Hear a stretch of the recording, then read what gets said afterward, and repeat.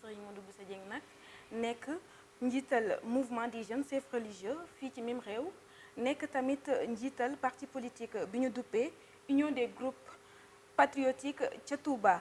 Gannaaw ba ñu la nuyoo sëñ bi ñu ngi lay dalal di la bàyyeeg suñu mbokk internet yi nga nuyoog ñoom. jërëjëf subhanaka allahumma la ilma lana illa ma allamtana innaka antal alimul hakim hamidtu man yazimuni min ad-darar min kulli shaytanin wa shar. maa ngi lay sant di la gërëm di delloo nuyoo seen mbokki internet yëpp. 2016 ñu gis ne kii di président Macky Sall dafa jëloon ndogal ngir jële xale yi nga xamante ne ñoom ñoo nekk ci mbedd yi ba léegi nag ñu gis ne loolu jotul antu rapport ONU-DC tamit ñoo gën a firndeel li ni mel génne rapport boo xamante ne day ne taalibe yi dañoo gën a yokk ci mbedd mi tamit ay milliards la ñuy jox ñii nga xamante ne ñooy seen sëriñ ñuy laajte nag yow en tant que chef religieux lan mooy sa position ci affaire boobu. c'est que dañuy def amalgame ci lu bëri buñ nee taalibe yi yan taalibe buñ nee xale yi jàng alxuraan non ñooñu jànguñu alxuraan nit day wax lu mu xamul dañu waroon def enquête approfondie exhaustive mettre une inspection générale de l'enseignement coranique comme je l'avais proposé à Abdoulaye Wade donc pour xam exactement lan mooy problème mu jàng alxuraan bi parce que ñooñu ñuy sujet jàpp leen atte leen ci turu daara yi jotuñu daara yi dara mais ci stopit ñeesu gouvernement bi aussi day jël yëpp boole jéem a combattre lépp xamewul lan mooy pur xamewul lan mooy faux xamewul lan ñooy vrai talibé xamewul ñan ñooy les faux talibé moo tax du mas a réussir politique boobu gouvernement Sénégal avec système bi ñu teg nii du ñu mas a réussir pour éradiquer taxawaalu bi ci mbedd yi duñu mas a éradiquer yalwaan bi yalwaan bonul am na mais mën nañu ko remplacer parce que c'était un élément de faire nourrir l'enfant en fait qui n'a pas des parents yu ko mën a dundal wala sëriñ bi amul doole pour dundal ko donc benn élément fi ko parce que temps boobu ni jamono demee tey gënoon na jafe boobu dund jafe woon na même sax pour sëriñ bi waxuma la pour taalib bi donc il fallait que taalib bi aussi utiliser le moyen génn laaj ngir yàlla mën na bañ a nekk tey le cas tey vraiment daara yi man tabax naa daara alxuraan man mi wax ni sëñ daara la man tabax naa daara lu ëpp 100 millions CFA gis nga fi ma fekk nii suma kër bii daara alxuraan bi ma tabax moo ko gën a cher ci sur le plan investissement dafa nekkul étage comme fii rek mais donc ña ngay jàng alxuraan kenn nga loon fa dañuy ndekki dañuy añ dañuy reer chaque année ma génne plus de 15 16 ndongo yu tari alxuraan sama doom ci la bokk donc kenn dégguñ ci dara chaque année bu ñu koy def dañ koy def fête autorité administrative yi ñëpp ñëw fekkee ñu tari alxuraan ñu jox leen seen diplôme ñu dem mais du daara yëpp am moyen yooyu donc ñi amul moyen yooyu dañu waroon organiser def benn inspection enquête ñu apprécier xool problème bi fan la nekkee li ëpp ci ñi yalwaanloo nga leen di gis ci jour ouvrable yi ñu war a jàng alxuraan ñu ne ci àll bi taxawaalu du ñu ay donga daara ils n'ont rien à voir avec le Coran ils n'ont rien à voir avec l'enseignement coranique en réalité c'est des gens qui installent à Dakar et certaines villes boobu indi ay xale yoo xam ne uniquement xale ñoo ñëw pour jàng bi dañu ñëw pour yalwaan loolu état du Sénégal war na mën def enquête boobu mën a def distinction boobu su noppee ci enquête boobu ba xam lan moo faux lan moo vrai mu dénk ko quelqu'un connu reconnu par l'enseignement coranique koo xam nañ ne enseignement coranique sëñ daara yi wóolu nañ ko xam nañ ne du leen xeex mais comme ni état Sénégal di mettre ay politique yuy xeex alxuraan yuy xeex daara toujours tax na ba ñoom tamit tout le monde ay firu la du tëb rek ñu ne daara yi lay xeex loolu moo tax état amul possibilité pour mën a éradiquer li bon parce que bu nee tëll avant pour xeex li bon ñiy def lu baax ñu koy njëkk a yuuxu ne ko da nga bëgg a yàq donc malheureusement je sais pas quoi c'est très idiot vraiment de la part de l'État du Sénégal que ba léegi possible ci moom mu mën a éradiquer loolu te pourtant c'est facile mais simplement il faut savoir là où le mal il faut savoir aussi à qui confier cette politique cette mission koo xam ne si dina ko mën def te kooku dina nekk ku sëñ daara yi wóolu koo xam ne dina mën ne tëj leen tel et tel et tel soi-disant daara parce que du ñu ay daara kenn du teg bat parce que nga xam ne kii amul intérêt pour yàq daara day liggéeyal yàlla. mais loolu ni état soxlaal ñu jëlee xale yi tëj yenn daara yi noonu la ko njàngum alxuraan mi soxlaa parce que mi ngi mel ne man ma ñëwoon rek yor suma caméra fu ma dem may leen man la seen news donc yéen seen news vous avez intérêt vraiment pour que ñu mettre fin loolu noonu la seen daara yi amee intérêt pour que ñu dindi loolu mais malheureusement ñi koy def xamuñu ni ñu koy defee. mais jàpp leen tamit yéen en tant que chef religieux en tant que aussi sëriñu daara am ngeen ci wàll. non du tout ñun suñu wàll rek mooy être honnête jàngale normal mais mettre l'ordre moom ça l'appartient au pouvoir public de mettre l'ordre parce que sëñ daara mënul mat ubbi sama daara di jàngale normal den ak ku jàngalewul di yalwaandoo mënuma dem ne ko da ngay tëj bàyyi foos. mais mën ngeen dimbali état ba mu éradiquer phénomène. non comment duñ dimbali état nous ne pouvons pas aller vers l'état l'état c'est tout le monde. c'est à l'état d'aller vers tout le monde du dëgg. parce que ñun mënuñu imposer état duñu jël ay décisions duñu nommer duñu charger ay mission ci ay nit loolu rôle état la moo koy def état moo war a xam loolu mais du ñun on a aucune responsabilité là-dessus victime lañu rek. mais gis nañ sëriñ daara yoo xamante ne aussi dañuy profité ci ay ci seeni taalibe ngir devenir ay millionnaires wala ay milliardaires. loolu mënuma ci tontu parce que du ñun nee naa la loolu mi ngi mel ne man su ma demoon nekk si news di laaj 20 000 francs 50 000 francs 100 000 francs du seen responsabilité yéen. yéen dañ leen nu ñu koy waxee yéen dañ leen a arnaqué ci seen tour ñun noonu rek la ñuy def ñiy dem di laaj yooyu yëpp ci suñ tour ñooñu nit ñu bon lañ ñun dañu am intérêt pour que ñu jàpp ñooñu. ñun victime lañ ci loolu. mais amu leen ci benn solution. mais si bu ñu ci amee solution amuñu pouvoir d'appliquer cette solution de pratiquer cette solution parce que nee naa la mettre l'ordre arrêter les fautifs ça ne revient pas au sëñ daara c'est un rôle de l'État ñun loolu même bu ñu ko gisoon nii bëccëg mënuñ ci tous parce que loolu du suñu rôle du suñu pouvoir loolu mënuñu ko dañ koy constater rek nekk victime kese mënuñ ci dara. mais boo leen koy constater nekk victime état ñëwul ci yéen demu leen ci état est-ce que foogoo ne problème bi day gën a am ampleur. mais naka la ñuy demee ci état fan ngay dem ci état ou état foo dem boo amul audience doo fa dugg tamit. les médias sont là pour. non mais média est très faible les médias ce n'est pas le rôle même des médias le média est très faible médias yi depuis quand ñu ngi ciy wax ça ne change absolument rien les médias sont extrêmement faibles pour cela depuis 20 ans depuis 30 ans médias yi wax nañ ci tous dañ ci mënul dara. ce n'est pas le rôle des médias. mais mën ngeen adopter par exemple beneen stratégie quand même. ce n'est pas notre rôle aussi ma chère je pense qu'il faut pouvoir comprendre au moins je vous ai dit que ce n'est pas notre rôle. état moo am pouvoir u organiser intervenir ñun luñ ci man yuuxu nañ fu ne yëgle nañ ko fu ne dem nañ fu ne xam nga lu des jël yat dem xeex ak ñoom ñu jàpp ñu c'est ça non wala xamal mooy rôle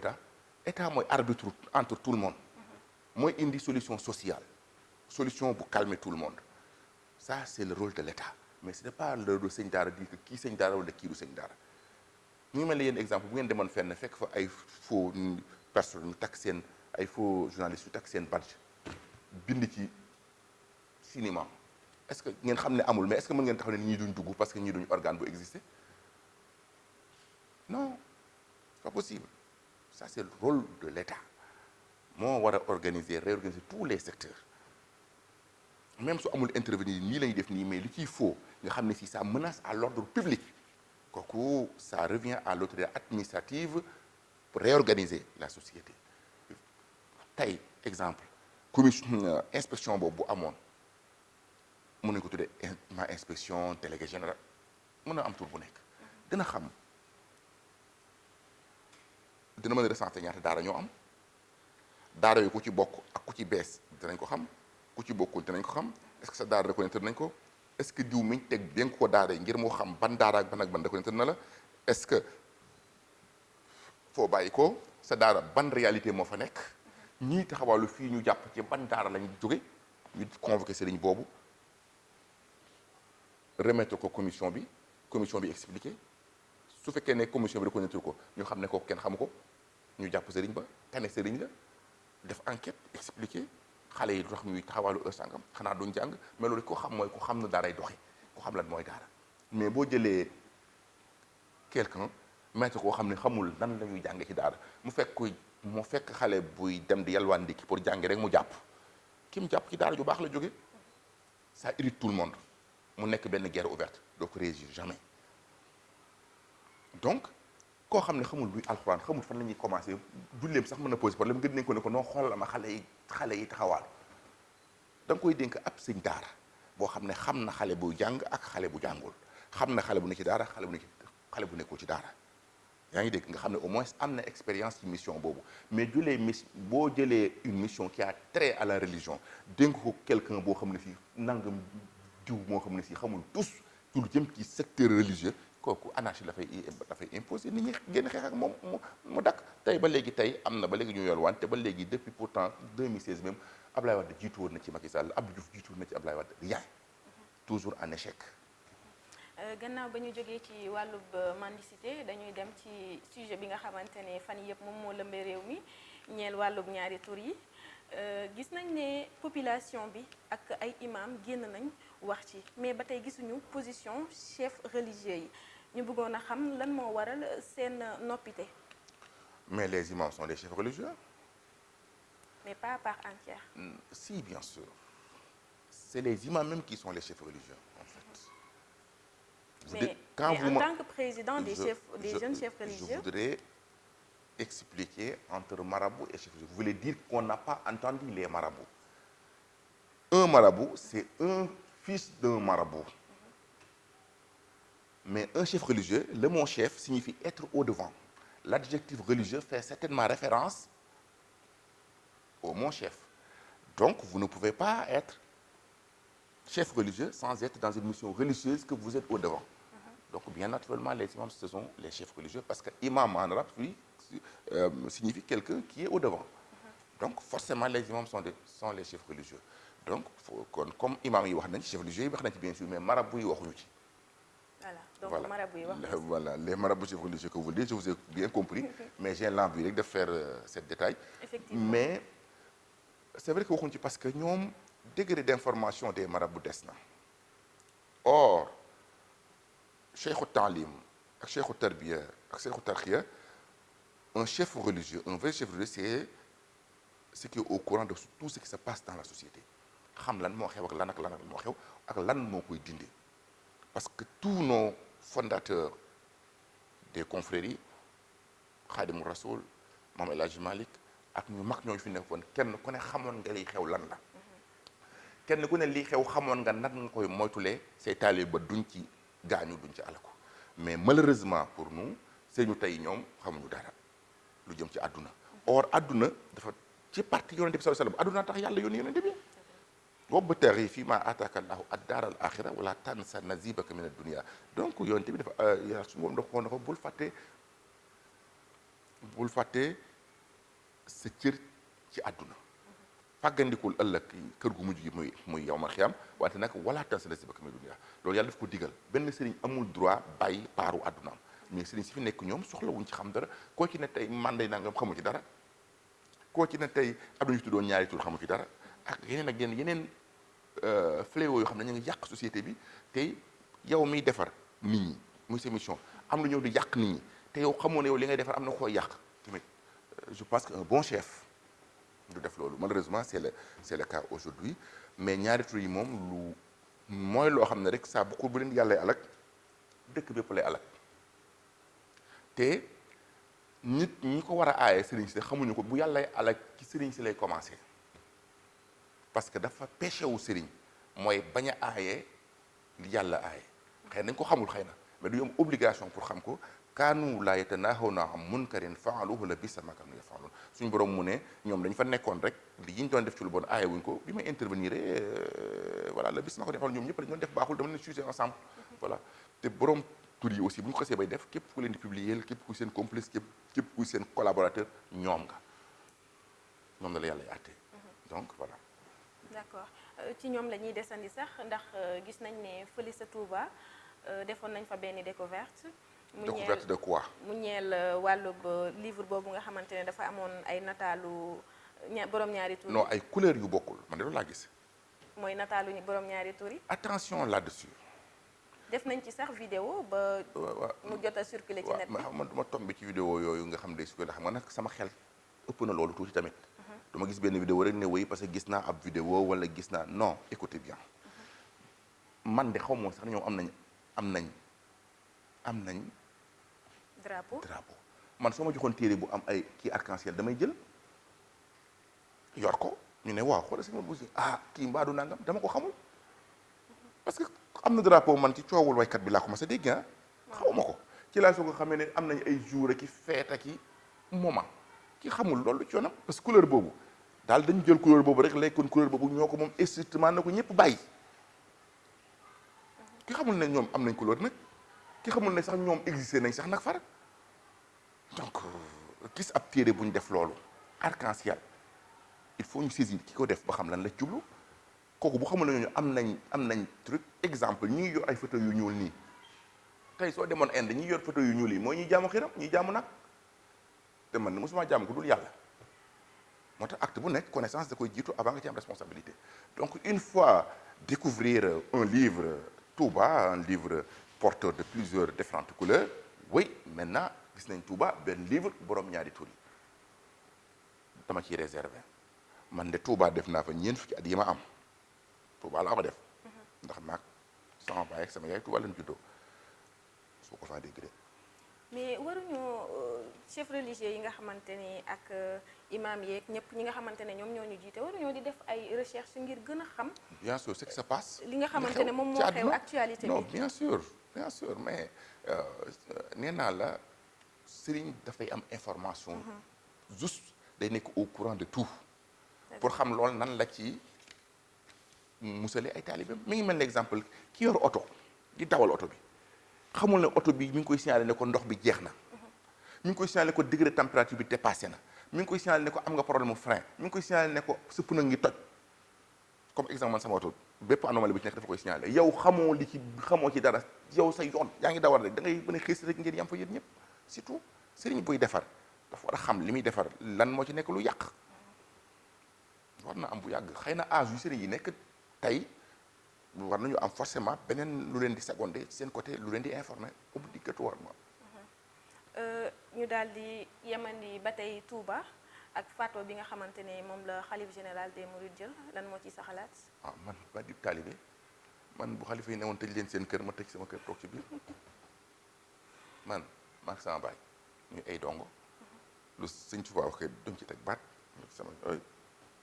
xalaat nga ne li ñu tere mèche greffage affaire yooyu noonu est-ce que Touba rek la war a yem. lu ma ci xam Touba di la ko sëñ bi aaye banan ko. man de sama jabar sax daawut meesu. du xeesal parce que fekkoon na suñ borom interdit woon na ko Iblis waxoon na suñ borom ne ko dinaa leen digal ñu soppi seen bindu ni ñu leen bindee donc Iblis kon ñi koy def waa kër Iblis lañ bien naturellement sama soxna moo su ci bokk aw ma soxna buy xeesal aw ma soxna buy mèche. alhamdulilah kantaa nag sëñ ba aaye na ko fa ku ko doon def na nga ko baax. Touba kër jàmbur la c'est un titre foncier le titre foncier est un domaine privé donc lu fa borom bëggul daal ku ko fa def yaa ko tooñ.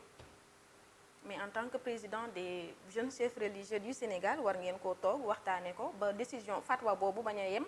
ci Touba rek. mais xam nga Touba nag la këram la Touba la mooy kër jàmbur. sëñ ma ne sama kër ku fi def nangam ma def la nangam. mais xam nga fii Wakaam wala fii Dakar exemple wala fii Thiès wala fii Diourbel wala fii ailleurs mënu ma ko fi wax parce que moom ma kër jàmbur yi moom ma mbedd mi donc liberté de je veux pas empêcher la liberté de circulation je veux pas empêcher la liberté de tout liberté de manière générale bien naturellement du kër jàmbur bu ñu mën a aaye dara donc kenn ku ne daal na ko aaye këram avant sëñ bi yàlla aaye woon na ko yonent bi aaye woon na ko yonent bi tëkku na ñi nee na yàlla rëbb na ñi yokk seen kawar yi ak ñi leen koy yokkal aw kama xaala sallallahu alayhi wa sallam bien naturellement li sëñ bi wax yàlla aaye woon na ko donc mais nag comme yàlla aaye woon faale woo ko xam nga ko xamoo ko faale woo ko li yonent bi aaye woon faale woo ko sëñ bi sañ ne kenn du ko def sama kër bàyyi foos indi yatam teg mais nag li sëñ bi wax Touba la mën a yem parce que Touba lañ moom feneen fi ci des keneen moomu ko keneen ku ci neex day def li ko neex selon les lois et règlements qui régissent la République. ñu desandi ci wàllu politique ak affaire Petro-Tim bi nga xamante ne procureur de la République Serigne Bassirou Gueye jot naa def appel à témoin ñu gis ne am na ay responsables politiques ak sax ay yeneen autorités yoo xam ne jot nañoo dem division des investigations criminelles joxe li nga xamante ne moom lañ xam wax li nga xamante ne tamit moom lañ xam yéen déggaguñu leen ci ba tey seen position. da ngay xool code pénal Sénégal wala code procédure pénale Sénégal. appel à témoin fan la ci exister nga wax ma donc xam nga nag aussi un procureur qui agit en dehors du code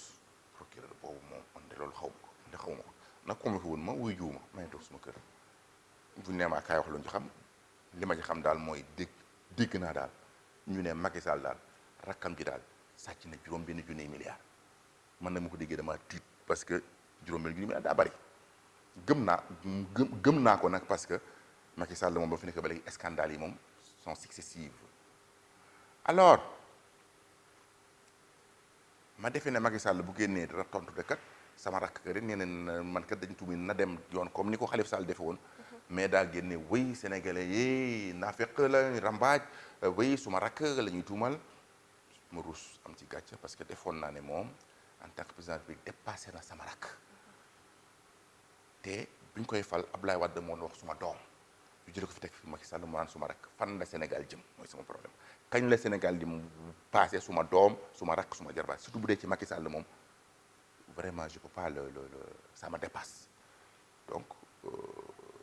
c'est ça ma am ci gàcce Macky Sall aussi bêtement son comportement clanique familial raciste donc voilà concernant appel témoin n'est pas dans le droit man xaw ma ko ci defuñu woon ko woon aussi ci Khalifa Sall bi ñu doon topp 1 milliard 800 millions 5000 fois la 6000 milliards ëppee 1 milliard 800 millions ñu topp Khalifa Sall 5000 fois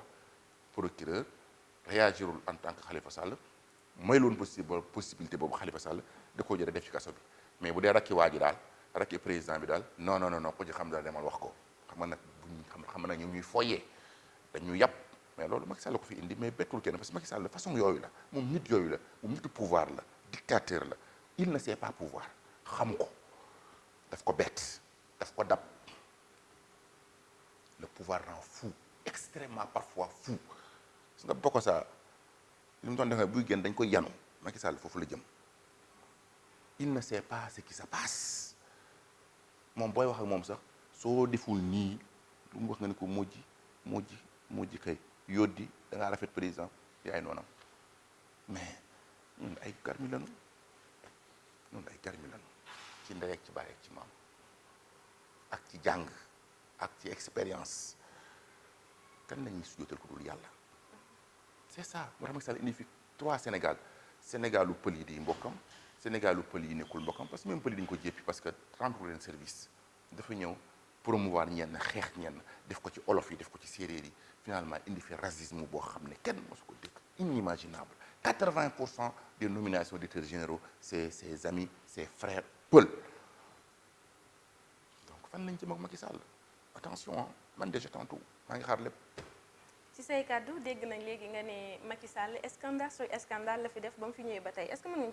nga ñu ci citer quelques-uns. yaa ngi kudd koo fi scandale kudd déggoo ko kudd déggoo poste déggoo 29 milliards Prodac déggoo IPRES ñaata rapport yu épinglé waa kër Macky Sall c'est des centaines yoo xam ne yëpp ay détournement rek la daf ci dëgg mais bu 1 milliard 800 opposition Khalifa Sall bi nga xam ne si recommandé woon arrestation dañu recommandé woon quelques orientations administratives Macky Sall daf ko tëj lim naa ci 5 mën naa ci lim 80. mais li ñu jaaxal mooy Macky Sall mën nañoo ne sax da nga koy ŋàññ alors que Touba dañ leen di seetaan porte-parole bi moom deful lu dul di gërëm Macky Sall fu mu toll. c'est son rôle. voilà donc yow bu ñu la déggee ngay ŋàññ di génne ay scandale am dañuy jaaxal. non dama ne c'est son rôle sant na Macky Sall de sant nañ fa Idriss Seck de ma dikkee yow sëñ bi wax nag xanaa déggoo sëñ Mountakha li mu wax ma dikkee yow sa bëgg sëñ Touba daf ma leer dama laa xam te sa bëgg Sëñ Tuubaa moo gën moo gën nekk gouvernant adduna bi yépp loolu moo ko ëpp solo. kan la ko sëñ bi wax ma dikki képp a commencé am ci Sénégal témoignage boobu xalif général des mourides waxal ko ci yow directement Sénégalais yi jël ko enregistré ko directement ma dikki commencé am. Macky Sall dafa am loolu fan la ko jëlee kuy toog a Macky Sall naan koy da nga bëgg Sëñ Tuubaa mosuma ko dégg. je connais bien Macky Sall nag je connais trop bien Macky Sall mosuma koo dégg de ma dikkee lañ wax loolu kon pourquoi ngeen insisté ci Macky Sall wax leen ci ma dikkee ak ci ñeneen Idriss Seck ak ñeneen surtout ci ma dikkee nag particulièrement laa commencé dégg. vous connaissez trop bien Macky Sall mooy li nga xamante ne moom nga wax mais gis nañ ne say sorties yëpp ci Macky Sall day nekk ay sorties yoo xamante ne da ngay dal bu baax ci kawam. ñuy laajte ñu samp ab laaj nag di laaj ndax sëriñ bi dafa mos a am benn différent ak président Macky Sall. wala je me rappelle pas Macky Sall personnellement sax soo demee ba ci moom nga gis nit bu yaru daal nga gis nit bu calme daal mais Macky Sall action mooy Macky Sall en service. di nga gis daal nit boo xàmmeewul di nga gis daal benn nit bu raciste bu clanique bu familial mais boo demee ba ci personne Macky Sall nit bu yaru ngay gis au moins Macky Sall benn différence. duma mosuma nekk demandeur de quoi qu'il en soit. ni un sou encore moins un service maa ngi gërëm yàlla amee lu ma kenn tous sama garde corps di xanaa ñetti weer yi xëy si wut Issa la fi jaar ma dégg ko ci suuf après mu dem yoonam maa ngi jaar ci mbedd bi ma neex ak sama tànk kenn néegu ma fay ma dërëm aw ma problème ak picc aw ma problème ak Macky Sall aw ma problème ak kenn mais nag ci Sénégal laa dëkk te damay apprécier en tant que leader d'opinion Macky Sall li muy def rafetul Macky Sall li muy def baaxul loolu gor su ne war na ko wax góor su ne xam na ko. ñuy dem ci arrestation Adama Gaye journaliste boobu. fi Adama Gaye dañ ko jàppee wàllub ŋàññ boo xamante ne moom la doon ŋàññ président de la République moom lañ ko jëlee yóbbu ko dem tëji ko léegi ñu doon sampab laaj di laajte ndax liberté d'expression fii nii ci mim réew. non liberté de manière générale pas d'expression parce que liberté sax du expression rek exprimer est un droit. Circuler est un droit travailler est un droit Macky Sall moom toutes les libertés daf ko bâillonné ku ko mënul wax mujj yóddi doo fi waxee ana Guy Marius Sagna suma xarit dañ ko jàpp ba noppi soog di wut preuve yu ñu ko tuumaal xam nga loolu nee na Macky Sall égal bokko sax ba koy gis bokko saa bus mooy Macky Sall moom kenn du nga moom daal xalaatam yépp daal je pense qu'il a ignoré nag le peuple. Il a sa gendarmerie, sa police, sa justice. dañ lay jàpp parce que le procureur est sous son tutelle. li mu ko wax par écrit li ko changé bi wax procureur amul droit refuser ko parce que kon dañ koy yóbbu conseil discipline. alors Macky Sall il a fait ses lois toute sa volonté il l'a transformé des lois. maintenant ku wax ma la force reste à la loi de. te moom loi bi organiser na volonté am ba mu nekk ay loi comme ni mu ko defoon parrainage exemple parrainage bi mu ko mettre en loi bloqué ñu ko neex même loi bi def ne tout citoyen qui parraine 2 différents candidats dañ lay jàpp tëj la de 10 jours à 1 mois wala 1 mois à 1 an je pense. boobu cette loi daal la force ne reste pas à cette loi non loi boobu moom waxatu ci procureur waxatu ci ministre de la justice bi nga xam ne moo fi dàq wax dégg naa ne déggul olof pël rek la dégg ministre de la justice boobu ngawu ci te démb nee na moom assumé na ne moo jàpp Adama Gaye ministre de la justice boobu du wax ci ñu jàpp ñii loi bi ne ku parrainé 2 personnes te plus de 44 xaw ma 400 xaw ma 47 000 personnes. pare na ñii 3 fois ñii 4 fois ñii 8 fois xam nga kon Macky Sall ne respecte pas la loi magistrat yi pourquoi respecté wuñ loi boobu pourquoi le procureur n'a pas autosaisi procureur yi mu autosaisi daf ko def au nom de la loi mais loi bii nag procureur moom bu ko dégg du ci wax du ko def Macky Sall bi ko woon du ko def fàtte nañ ko te rek tey li mu ci bëggoon muy recaleel ko les certains candidats c'est fait. mais li loi bi wax mu dal ci citoyen yi ñu war ko appliquer ce n'est pas fait voilà l'homme Macky Sall il organise ce qu'il veut le faisant des lois, en même temps, la force reste à la loi. Mais il a oublié qu'au-delà de la force qui reste à la loi, il y a la souveraineté qui revient au peuple. Blaise Compaoré, il avait tous les pouvoirs. Son mandat était toujours en cours. Mais les gens fallait une loi parce que souveraineté peuple moo gën a fort loi. Parce que loi, c'est la volonté du peuple indirectement. Le peuple a choisi un groupe, ce groupe a choisi une volonté. Ñu ne ay loi la. Mais ce que le peuple agit tout directement, voilà sa souveraineté. Macky Sall dafay nekk def lu ko nekk au nom de la loi di duma di tëj di protéger ku ko neex. Peuple bi ñu ngi seetaan bis bu ci peuple bi doyalee gis nga ay dafa gagné waat ak mais Bachir bi ñu ko fay jëlee ñaata la gagné 98%. Moubarak 94% la gagné woon Ben Ali gagné 97%. Peuple daf leen fa jëlee parce que dépendrul ci souveraineté peuple moo gën a fort ay loi ay légitimité ay mandature ak yooyu yëpp amul solo li am solo mooy la souveraineté de la peuple, la volonté populaire.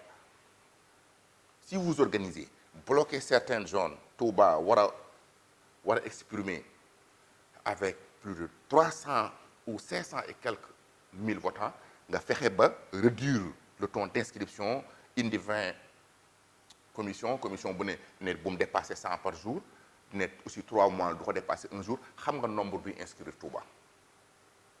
nga xam ne bindoo sax 30% de population bi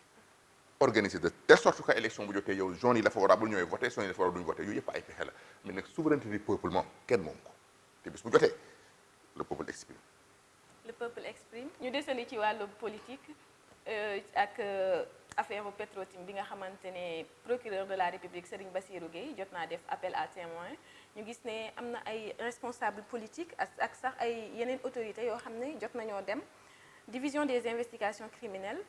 joxe li nga xamante ne moom lañ xam wax li nga xamante ne tamit moom lañ xam yéen déggaguñu leen ci ba tey seen position. da ngay xool code pénal Sénégal wala code procédure pénale Sénégal. Appel à témoin fan la ci existé nga wax ma donc xam nga nag aussi un procureur qui agit en dehors du code procureur boobu moom man de loolu xaw ma ko nag convoqué woon ma wuy juuma may toog suma kër bu ñu nee maa kaay wax lu ñu xam li ma ci xam daal mooy dégg naa daal ñu ne Macky Sall daal rakkam ji daal sàcc na juróom-benn junniy milliards man nag mu ko déggee dama tiit parce que juróom-benn junniy milliards daa bari gëm naa ko nag parce que Macky Sall moom ba fi nekk ba léegi scandales yi moom sont successives alors ma defee ne Macky Sall bu génnee dara tontu de kat sama rakk rek nee na man kat dañ tuumi na dem yoon comme ni ko Khalifa Sall defe woon mais daa génne wéy sénégalais yi naafeq la rambaaj wéy suma rakk la ñuy tuumal ma ruus am ci gàcce parce que defoon naa ne moom en tant que président bi dépassé na sama rakk te bi ñu koy fal Abdoulaye Wade moo wax suma doom yu jële ko fi teg fi Macky Sall mu naan suma rakk fan la Sénégal jëm mooy sama problème kañ la Sénégal di passé suma doom suma rakk suma jarbaat surtout bu dee ci Macky Sall moom vraiment je peux pas ça me dépasse donc c'est ça ma am ci gàcce Macky Sall aussi bêtement son comportement clanique familial raciste donc voilà concernant appel témoin nekk c'est pas dans le droit man xaw ma ko ci defuñu woon ko woon aussi ci Khalifa Sall bi ñu doon topp 1 milliard 800 millions 5000 fois le 6000 milliards ëppee 1 milliard 800 millions ñu topp Khalifa Sall 5000 fois procureur réagirul en tant que Khalifa Sall may loon possibilité boobu Khalifa Sall da koo jëlee def ci kaso bi mais bu dee rakki waa ji daal rakki président bi daal non ko ci xam daal demal wax ko xam nga nag xam nag ñoom ñuy foyee dañu yàpp mais loolu Macky Sall ko fi indi mais bettul kenn parce que Macky Sall façon yooyu la moom nit yooyu la moom nitu pouvoir la dictateur la il ne sait pas pouvoir xam ko daf ko bett daf ko dab le pouvoir rend fou extrêmement parfois fou su nga bokk saa li mu doon defee buy génn dañ koy yanu Macky Sall foofu la jëm il ne sait pas ce qui se passe moom booy wax ak moom sax soo deful nii lu mu wax nga ne ko mojji kay yoddi da ngaa rafet président yaay noonam mais ñun ay garmi lañu ci ndey ak ci baay ak ci maam ak ci jàng ak ci expérience kan lañuy sujjóotal ko dul yàlla c'est ça moo tax Macky Sall indi fi 3 Sénégalu pël yi di mbokkam Sénégalu pël yi nekkul mbokkam parce que même pël yi dañu ko jéppi parce que rendre leen service dafa ñëw promouvoir ñenn xeex ñenn def ko ci olof yi def ko ci séeréer yi finalement indi fi racisme boo xam ne kenn mosu ko dégg inimaginable 80% des nominations d'états généraux c'est ses amis ses frères pël donc fan lañ jëm ak Macky Sall attention ah man déjà tantôt maa ngi xaar lépp. ci say kàddu dégg nañ léegi nga ne Macky Sall scandale sur scandale la fi def ba mu fi ñëwee ba tey est-ce que mën nga ñu ci citer quelques-uns. la ilaha illallah kudd koo fi scandale kudd déggoo ko kudd déggoo poste déggoo 29 milliards Prodac déggoo IPRES ñaata rapport yu épinglé waa kër Macky Sall c'est des centaines yoo xam ne yépp ay détournement rek la daf ci dëgg mais bu 1 milliard 800 opposition Khalifa Sall bi nga xam ne si recommandé woon arrestation dañu recommandé woon quelques orientations administratives Macky Sall daf ko tëj lim naa ci 5 mën naa ci lim 80. mais li ñu jeexal mooy Macky Sall mën nañoo ne sax da nga koy ŋàññ alors que Touba dañ leen di seetaan porte-parole bi moom deful lu dul di gërëm Macky Sall fu mu toll. c'est son rôle. voilà donc yow bu ñu la déggee ngay ŋàññi di génne ay scandale am dañuy jaaxal. non dama ne c'est son rôle sant na Macky Sall de sant nañ fa Idriss Seck de ma dikkee yow sëñ bi wax nag xanaa déggoo sëñ Mountakha li mu wax ma dikkee yow sa bëgg sëñ Touba daf ma leer dama laa xam te sa bëgg sëñ Touba boobu moo gën nekk gouverneur adduna bi yépp loolu moo ko ëpp solo kan daw sëñ bi wax ma dikki képp a commencé am ci Sénégal témoignage boobu xalif général des mourides wax la ko ci yow directement Sénégalais yi jël ko enregistré ko directement ma dikki ko ma sa am Macky Sall dafa am loolu fan la ko jëlee kuy toog Macky Sall naan koy da nga bëgg sëñ Touba mosuma ko dégg je connais bien Macky Sall nag je connais trop bien Macky Sall mosuma koo dégg de ma dikkee lañ wax loolu kon pourquoi ngeen insisté ci Macky Sall wax leen ci ma dikkee ak ci ñeneen Idriss Seck ak ñeneen si ci ma dikkee nag particulièrement laa ko mos a dégg. vous connaissez trop bien Macky Sall mooy li nga xamante ne moom nga wax mais gis nañ ne say sorties yëpp ci Macky Sall day nekk ay sorties yoo xamante ne da ngay dal bu baax ci kawam. ñuy laajte ñu samp ab laaj nag di laaj ndax sëriñ bi dafa mos a am benn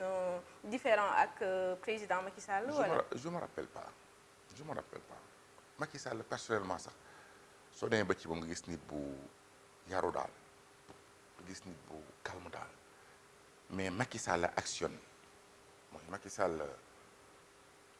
en service di nga gis daal nit boo xàmmeewul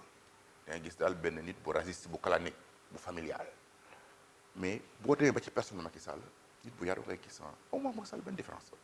duma mosuma nekk demandeur de quoi qu'il en soit ni un sou encore moins un service maa ngi gërëm yàlla amee lu ma kenn tous sama garde corps dex naa ñetti weer yi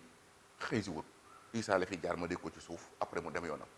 maay jaar ci mbedd bi ma neex ak sama tànk kenn néegu ma fay ma dërëm aw ma problème ak picc aw ma problème ak Macky Sall aw ma problème ak kenn